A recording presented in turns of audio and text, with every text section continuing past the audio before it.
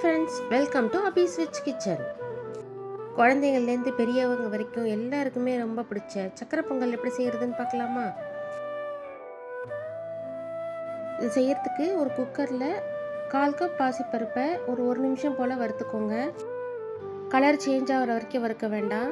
இப்போது இதுலேயே நான் 1 கப் பச்சரிசியை நல்லா வாஷ் பண்ணி வச்சுருக்கேன், அதையே ஆட் பண்ணிக்கிறேன்.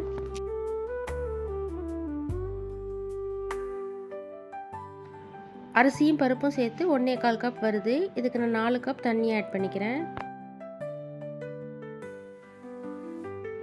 ஒரே ஒரு சிட்டிகை உப்பு மட்டும் சேர்த்து 4 விசில் வரைக்கும் வேக வச்சு எடுத்துக்கலாம். அது வேகட்டும். அதுக்குள்ளே வெல்லத்தை கரைச்சி வச்சிடலாம். நான் ஒரு 2 கப் வெல்லம் எடுத்திருக்கேன். நீங்கள் இனிப்பு கம்மியாக தான் சாப்பிடுவீங்கன்னா 1.5 கப் எடுத்துக்கோங்க. இதில் 1 கப் தண்ணி ஊற்றி நல்லா வெல்லத்தை கரைச்சி எடுத்துக்கலாம். வெல்லம் கரைஞ்சதும் அதை வடிகட்டி தனியாக எடுத்து வச்சுருங்க.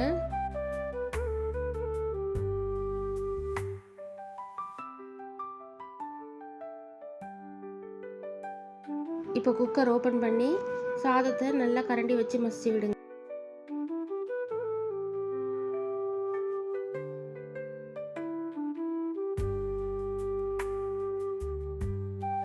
இப்போது நம்ம கரைச்சி வச்சிருந்த வெல்லத்தை இதில் ஆட் பண்ணிக்கலாம்.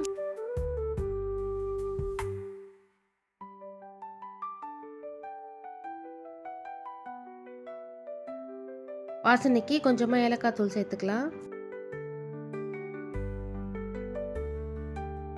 தாளிப்பு கடையில் கொஞ்சமாக நெய் சேர்த்து தேவையான அளவு முந்திரி பருப்பு ஆட் பண்ணி இந்த சக்கரை பொங்கலில் சேர்த்திங்கன்னா சக்கரை பொங்கல் ரெடி ஆகிடும்.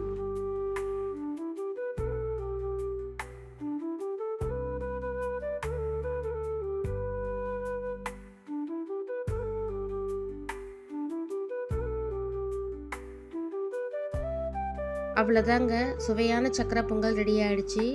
இதை கண்டிப்பாக வீட்டில் நீங்களும் ட்ரை பண்ணி பாருங்கள். இதுமாரி குக்கிங் வீடியோஸ்க்கு என்னோடய சேனலை சப்ஸ்கிரைப் பண்ணிக்கோங்க. தேங்க்ஸ் ஃபார் வாட்சிங்.